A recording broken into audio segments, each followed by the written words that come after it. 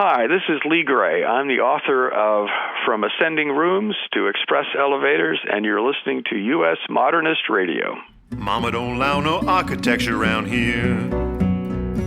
Mama don't allow no architecture around here.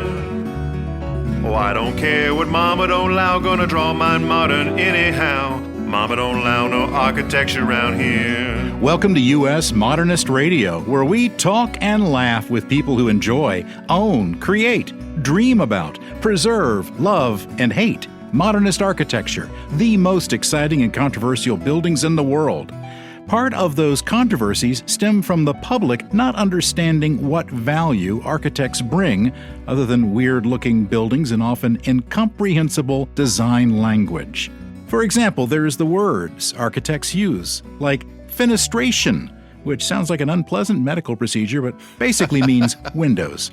For years, decades really, the architecture profession has needed someone to help explain design to the public in an accessible, non-jargon-loaded way. Joining us today is Stewart Hicks, an architecture professor at the University of Illinois at Chicago, who's become a YouTube star doing just that, and he totally rocks a 70s mustache even better than Tom Selleck.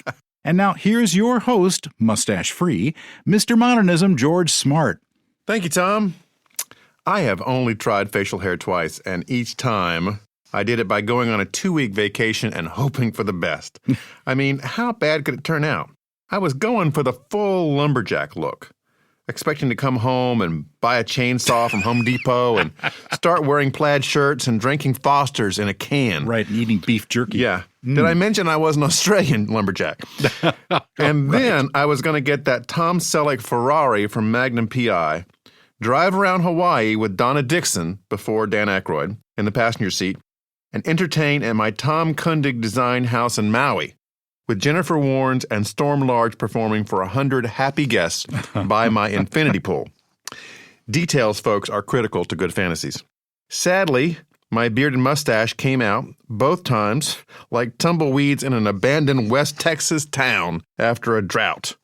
My face looked infected, and a woman in Kroger actually asked me over the cheese section if I was okay. Oh, that's bad. No one except my friend Mike liked it, and he's legally blind, so everything got shaved off both times. Still, in real life, I did get to talk to Tom Kundig and Jennifer Warnes and Storm Large. Donna Dixon Aykroyd, now you know where to find me. U.S. Modernist Radio is underwritten by modernist realtor Angela Roll. It's episode 9 in our space saga. Princess Angela Roll is still missing, and dashing pilot and part-time roofer Bjarke Shingles and Lord Vader's orthodontist son Brad land in Port Calatrava, still under construction and over budget, on the vegan homeworld of soy, trading forbidden In-N-Out burgers with the planet's leading drug lord, Kyle. Bjarke and Brad learn that the princess is imprisoned on an Imperial battlecruiser orbiting SETI Alpha 6. That's never good. Arriving at SETI Alpha 6, Try the eel. our heroes stop in for a tasty breakfast at Khan's Waffle House, where the eggs are served cold. They beam into the battlecruiser and fight their way, just like that, into the brig, playing Enya in the ship's PA system. They mesmerize the crew and escape in a fighter that looks just like Breuer's Wassily chairs and are equally as comfortable. The Emperor threatens to burn the last known copy of architectural record unless the modernist rebels return the princess and stop criticizing the Empire's awful 5-story gray downtown redevelopment projects. Back here on Earth, this century's Angela Roll is your heroine of modernist houses, using her architectural training to specialize in modernist real estate, advising buyers and sellers on everything from appropriate renovation to speaking before the Galactic Zoning and Planning Board. Angela Roll is your special modern real estate agent. Reach her at angelaroll.com. That's ROEHL or 919-995-0550. Our guest, Stewart Hicks, is Associate Dean of Architecture at the University of Illinois at Chicago. Before that, he was a co-founder of Mitnick Rodier Hicks in Ann Arbor, Michigan. He won Architecture Record's Design Vanguard Award and the Young Architects Forum Prize. He's a huge architecture star on YouTube with 121,000 subscribers. And with wife Allison Neumeier, they founded the firm Design With in 2010. They have been featured in Chicago Architecture Biennial and as Next Progressives by Architect Magazine, New Talents by Metropolis Magazine, and Chicago's Next Generation by Architecture Record. Welcome, Stewart. Thank you. Thank you so much for having me. Wow. It's great to be here. So, Stewart, you got to tell me, your mustache game is just bananas. How are you doing it? Wow. Okay. I did not know this was going to go this way. So like you, the mustache started on summer break when COVID was around, and we all wore masks when we were outside. And so that was before I wanted to start a YouTube channel, and I just happened to start a YouTube channel, once the mustache had grown in, and I wanted to shave it, but seemed like it became part of the brand, if you will. So it's a recent addition, then.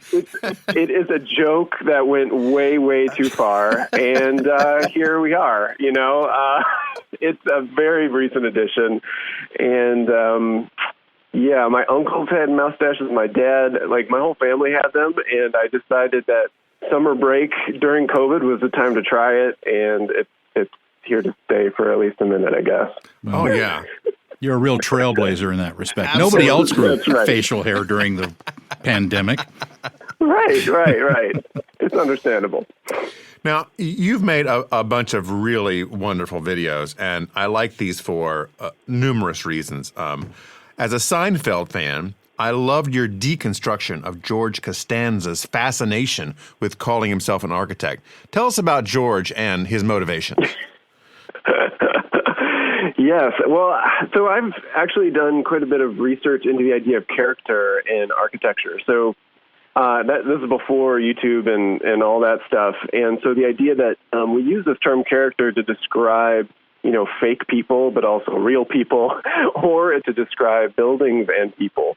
And so I've always kind of had my eye out on the way that buildings and people are sort of related in different ways, but then also architecture and the profession of architecture is portrayed in media. And, of course, there's no one better to represent the field of pretend architects than George Costanza. Art Vandelay. That's right. Exactly. And so that was an early episode of the channel, and I was trying to figure out where I could meet people on architecture, kind of on their turf or on their own terms. And, George Costanza is a very popular character. So maybe I could present some of the real architecture that he would be surrounded by or encountering while he's pretending to be an architect. So the whole premise of that episode of my YouTube channel is about what kind of architect George Costanza would have been, what office space he would have been in the building that he said he was in. So I did a lot of research with that, and then found almost every moment where he had some unique spatial idea, like when he built a bed under his desk, which also had him dealing with a contractor. So there's a lot of data to pull from as far as what kind of architect he really would have been. And so the whole episode takes it seriously, of what he would have been and tries to bring people along for the ride. Don't you think there are architects who have tried to build beds under their desks since? I think every architecture student has done that under their desk in school. So yeah, it's kind of a rite of passage, I think. Yeah. And he's already done it, so he's there.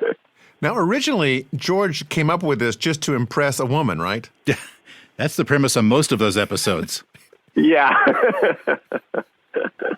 He just wanted to throw it out because architect was successful, worldly, intelligent. That's what he wanted to promote about himself. Right. And his disdain for urban planners. Yes. So, yeah, the character of the architect is a component of that, right? Like how we view architects in society, this kind of, sort of part intellectual, part craftsperson, someone who works with their hands but also with their mind, and why that's a desirable model for folks to pretend to be. I think it's an interesting scenario. Because on TV, there are not that many architects that they're made up or even real. I mean, there was the father on the Brady Bunch. He was an architect. Right. And there was Ted from How I Met Your Mother. He was an architect, right?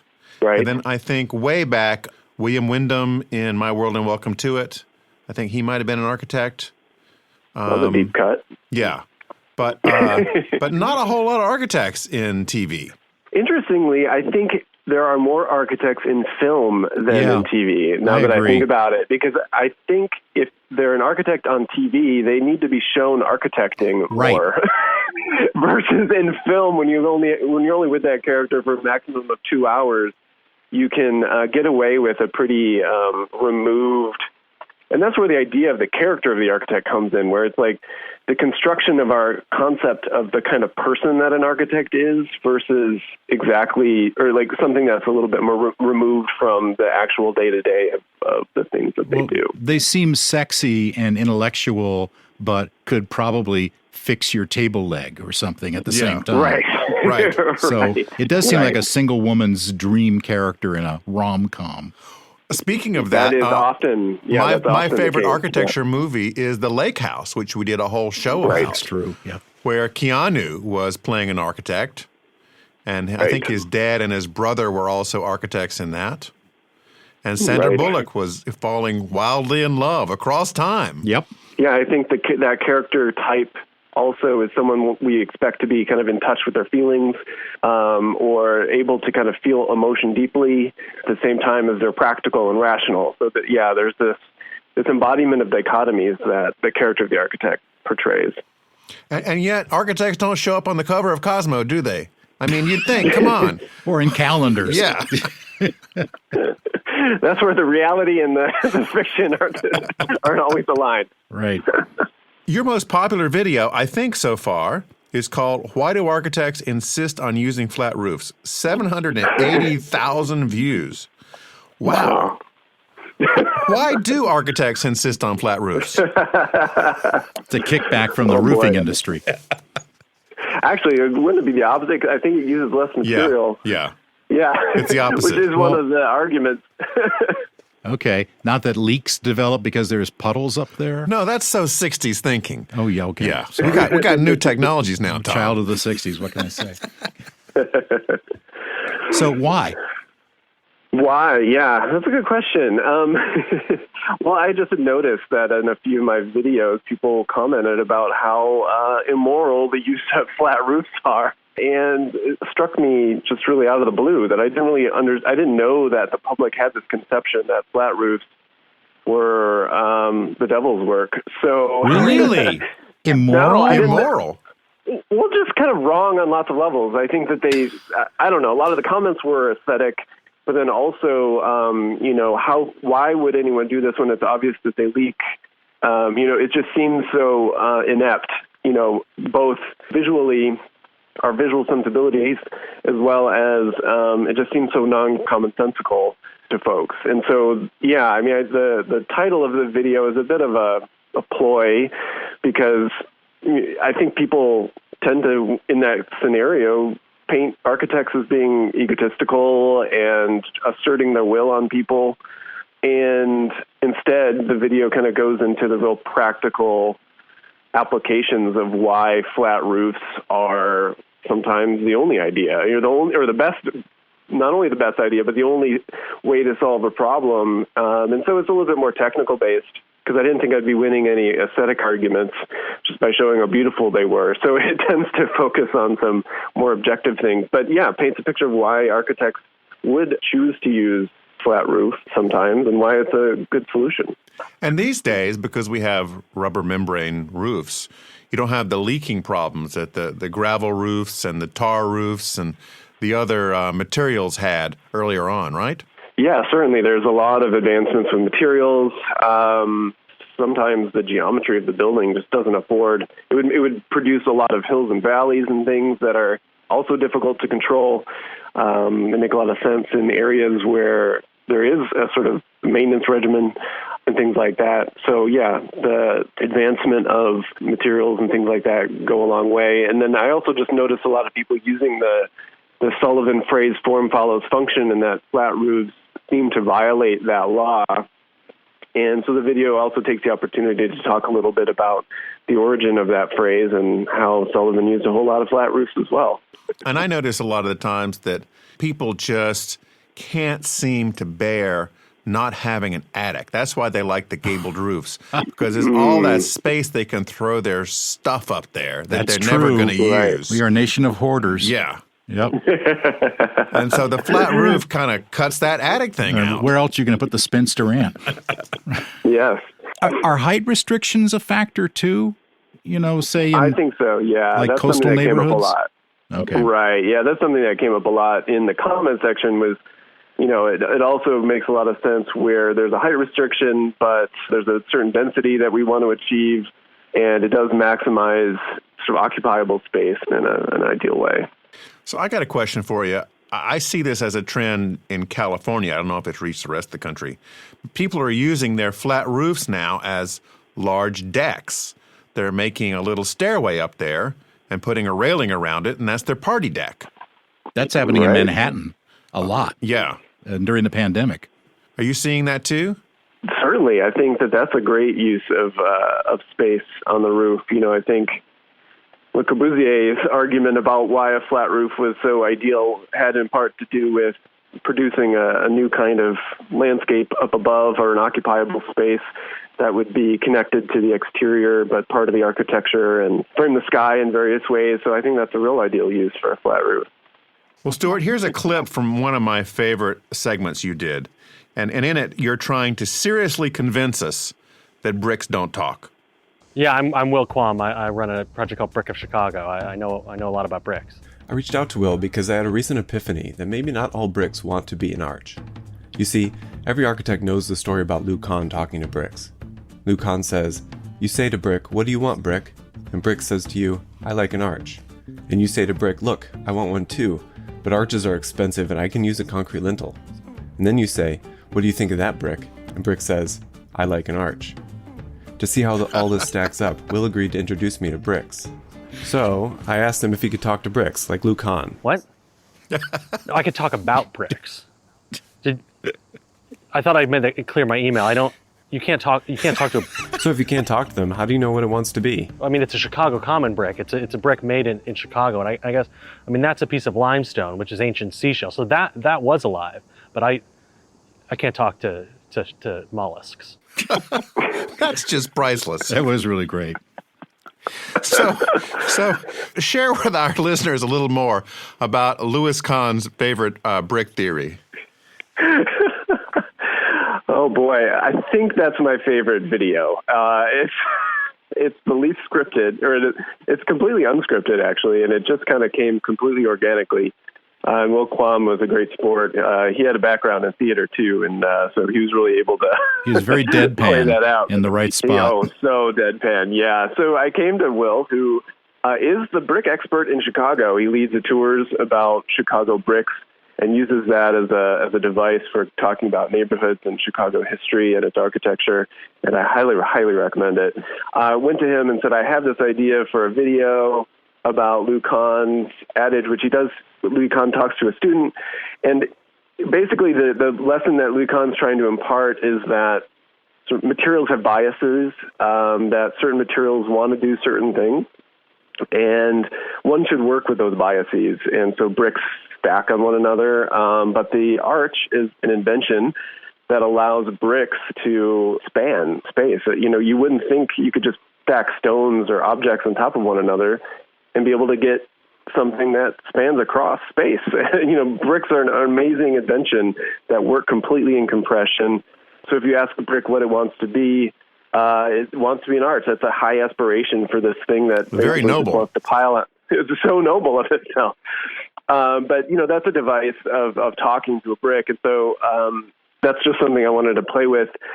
And I sort of played the stooge in that one, where I kind of came to him and wanted to really know, because I see bricks around me all the time that aren't arches. Are they? And they aren't talking either.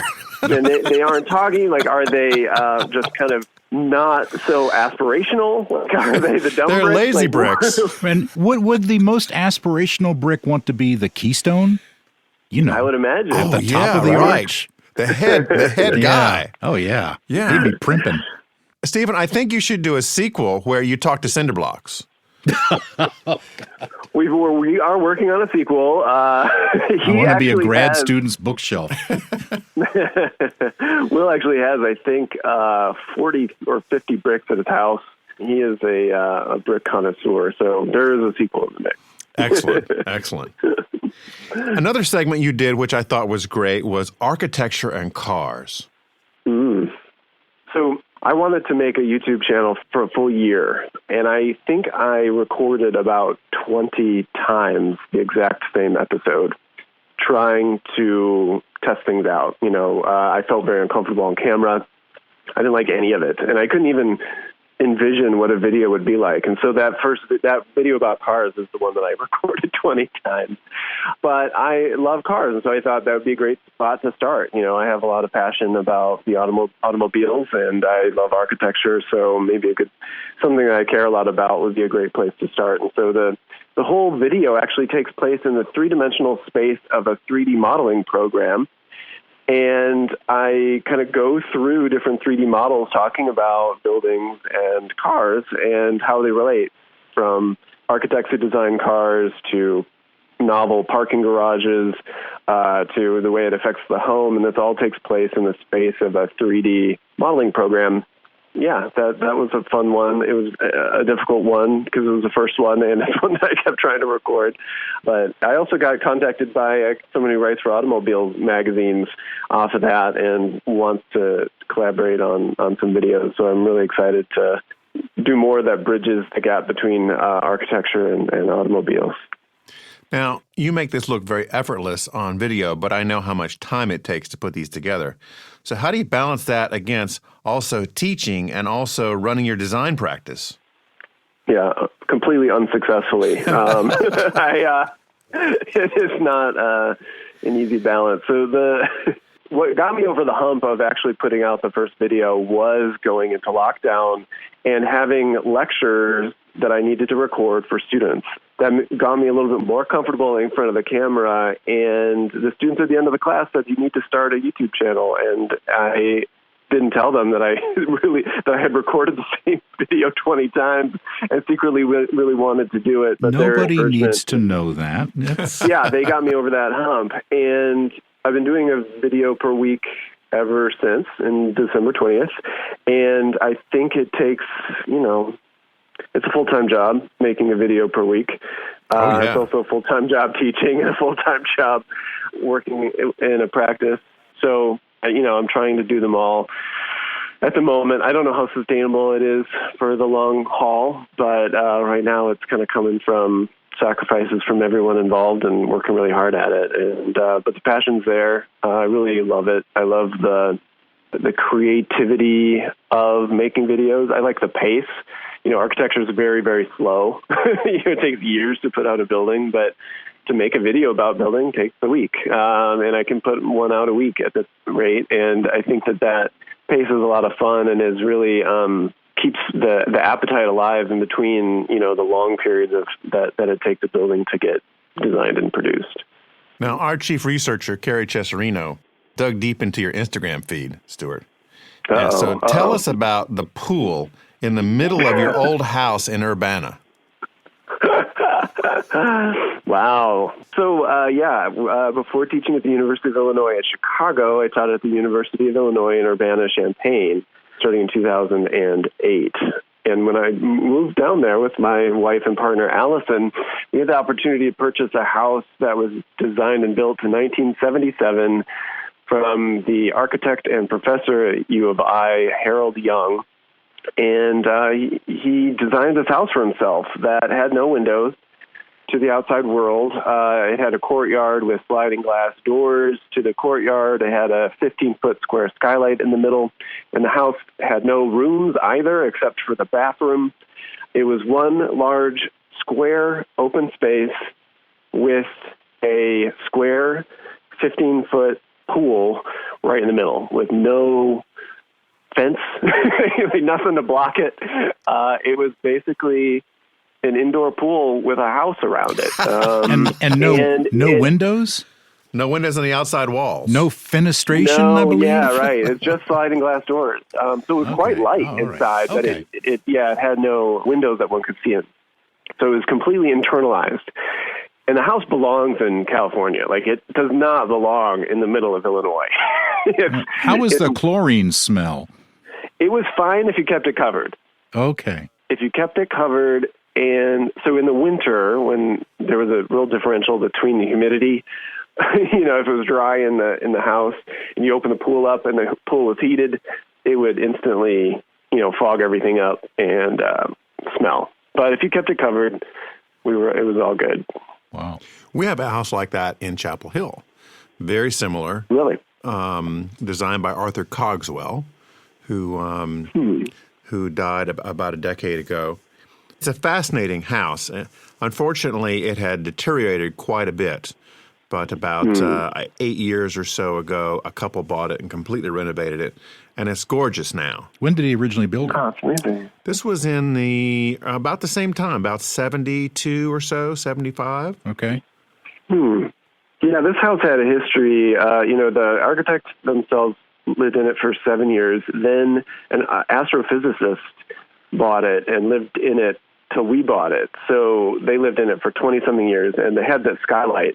He talked about, watching the stars through it, and it was really incredible. And it was, it's amazing to think about how the house sort of serves these different ways of loving it. So, he loved it because you could look up the stars. We loved it because of the architecture. And then the person who bought it from us was a bonsai enthusiast and loved it because of the light, and that he was able to cultivate his bonsais in the courtyard and bring them in, and the relationship of the inside to outside for that reason. And I think to me it was a great lesson about how great architecture, even if it has a kind of mission, a single mission even, can be loved by different people for very, very different reasons. What does a house want to be? Yeah. Many things. Yeah, that's right. In addition to working architecture and teaching and practicing, you and your wife, Allison, have been experimenting with some virtual reality and world building? Yeah, I think so. One of the things that really drives us is just literature and relationship between literature and architecture, and how architecture, I don't know, like some people, when people do world building, they imagine architecture, or buildings can hint at the idea that there might be other parallel realities, sort of. There's an architect named Charles Moore who talked about fairy tale architecture. That's Sea Ranch, right? Yeah, that's the architect of Sea Ranch, exactly. And so he gave this really great lecture about fairy tale architecture, which was basically how architecture and buildings could hint at the idea that there are other worlds, sort of. And one way of doing that, he threw up a bunch of photos of really extravagant porches and front entryways. And so that entryway sets us up to understand the interior of that building as some other space, as some other realm, like the Lion, the Witch, and the Wardrobe, or something, like that you open a door into some other space.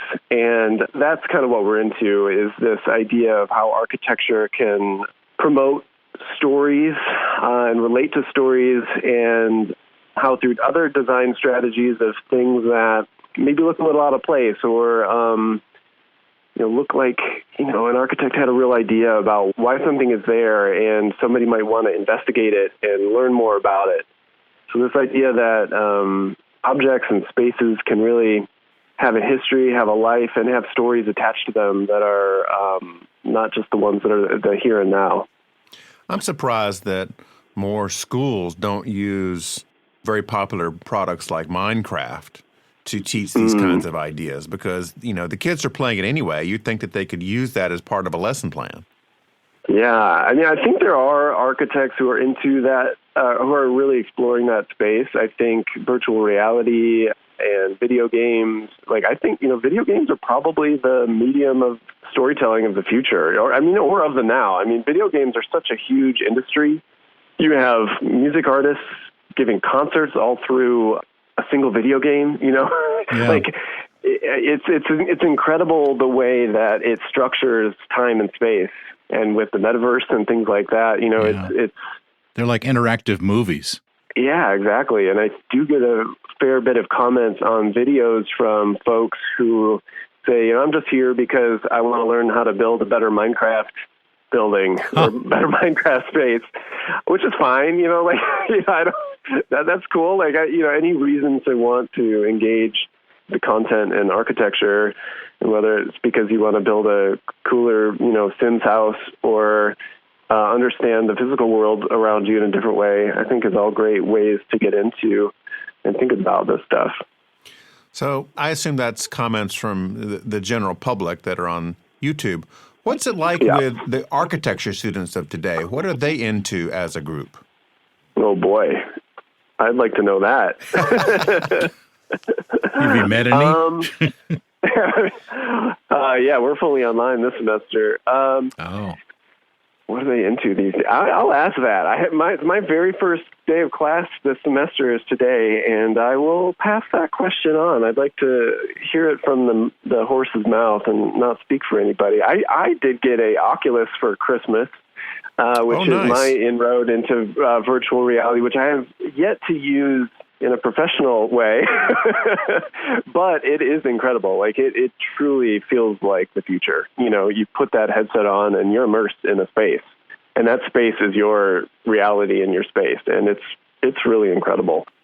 Yeah, when you combine an Oculus with a fairly good-sized mini computer, you can create complete virtual experiences. I did one a couple of years ago in Orlando, where we put on these jetpacks, which were computers, basically. Yep. Okay, good. And then headsets, and it turned us into stormtroopers for Star Wars. Yep. You would look down at your arms, and you had stormtrooper arms. And stormtrooper legs, and you were holding stormtrooper stuff. It was unbelievable. And people, like the people you interact with, look in your eyes. It's so immersive that way. It's really incredible. As part of the YouTube channel, I have a series called Lost Architecture, which basically we build a 3D model of a building that was either demolished or unbuilt in the first place. And I give a little history about that design and then explore it in the computer in a program that basically makes the 3D model like a video game, which you kind of walk around and look around, and then use that to kind of catalog my initial reactions and the experience of the thing for an audience. And then I make those 3D models available to folks who can use a VR headset to look at them. I don't know how often they do that, but that's something that we've been doing every once in a while. And, it's hard to know how exactly, it feels both a way of connecting with folks, but it also feels kind of isolating. You put that headset on and you're alone. It's hard to... But you're not. Yeah, there's people all around you. I know. Yeah, you are and you aren't. It's weird. Yeah, it's very matrixy, Yeah. Yeah, right. And maybe, we're too old to know exactly how to, or I'm too old to know exactly how to pioneer that stuff. But, it's really exciting stuff. Just get a 15-year-old to help you. Yeah, exactly. I'm just starting YouTube now, and it's 15 years later after it started. So I can't even figure out TikTok or anything. So I don't know. Please consider for your projects doing a model of the Catalano house, which was here in Raleigh, North Carolina, designed by Eduardo Catalano. It was one of the first hyperbolic paraboloid houses in the country, sadly destroyed in 2001. And you can see it on the homepage of our website at US Modernist. I will look into that. That sounds fascinating. What are your plans for future episodes? Oh, boy. So, I'm not experienced at this. I don't know what I'm doing. I don't know any of the technical stuff. I'm not trained as a journalist or anything like that. So there's a lot of hidden agendas for me learning things along the way to try to kind of bolster. It started in my den making the videos. I asked my best friend if I could do a video about his building because I knew he wouldn't hate me if I screwed up the footage. So first time leaving my den was with the best friend. So basically I'm trying to build out. I want to build out from the den and do further things away. Right now I'm kind of focusing on Chicago and have a few videos that are in the mix. The latest one was about adaptive reuse, and the next one is going to be about salvage. So I go visit some folks that have called the Rebuilding Exchange that salvage building parts and talk to people who reuse components of buildings. After that, I'm going to be going to some retail spaces and looking at some unique retail places here in Chicago, basically using local to Chicago examples to be able to talk about larger, broader, more universal ideas. And hopefully, once I get more comfortable interviewing folks, kind of going to spaces and filming, we'll expand out from Chicago. I've got one on the horizon I'm really excited about, which is why architecture belongs in museums, where I'm going to talk to folks who are at the Art Institute of Chicago. And we'll talk about some of the pieces they have, the architectural pieces they have, and why they belong in a museum, and how, as a museum, they can advance understanding of architecture in a way that, like, architecture itself can't. You know, it's an institution that can preserve things and teach people in a way that, you know, not everybody can do. And so there's lots of different types of topics, and they're all sequenced in a way that I can slowly build up the skill set of the vast and diverse amount of things that are required of you when you make a video, like learning audio and lighting and camera equipment and all that stuff. Well, I hope as part of your Chicago series, you'll go out to the Ferris Bueller house. Ooh. I think that's private. I don't know if they want me trampling on their lawn. Well, you'd have to ask them first. You just can't show up with a camera. See, I'm learning. Yeah. Video 101. You got to call first. We did a show with the owners a couple years ago, and she was just delightful. Oh, maybe you could put me in touch. That would be amazing. Sure. So as you continue to roll out these YouTube episodes, is the mustache going to stay with us? Every time I contemplate tearing it off, people say it's part of the brand. You know, I don't know. I'm ready for it to go, but there's too many photos with it that I'd have to change out a lot of stuff at this point. Or if you shaved it off, you'd have to paint it back on. Never looks the same. Groucho Marx did that? Yeah. As part of the class I was teaching, I recorded some of the later lectures first, before I had a mustache, and then the earlier lectures later once I did have a mustache. So there was this moment in the class where it went from mustachioed videos to none, and I had to preface these with, you know, my eyes are up here, you know. Please pay attention to the content.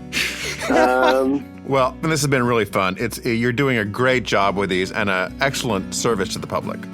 Thank you so much. I really appreciate it. It's been great speaking with you. And I appreciate your podcast, too. We're an allied effort. We are. Thank you. Thanks for listening. U.S. Modernist Radio is underwritten by Modernist Realtor Angela Roll. Okay, Tom, let's close it out. Visit usmodernist.org's massive archives to listen to past shows, discover documentation of 15,000 significant modernist houses, and access 4 million pages of classic 20th century architecture magazines. U.S. Modernist Radio is produced by Soundtracks Recording Studios in Raleigh, North Carolina. Our theme song was performed by George Smart and Robinson Earl. While Rogue archivist Carrie Cesarino researches guests, she's also preparing to launch the world's first band of rock and roll architecture researchers, Carrie and the Rockavists. U.S. Modernist Radio is a production of Modernist Archive Incorporated, a nonprofit educational archive for the documentation, preservation, and promotion of modernist residential design. I'm Tom Guild. George and I will be back soon with another YouTube star edition of U.S. Modernist Radio. Or maybe we'll interview a few talking bricks. Stay tuned. Maybe go down to the NC State Brickyard. Yeah. Big crowd.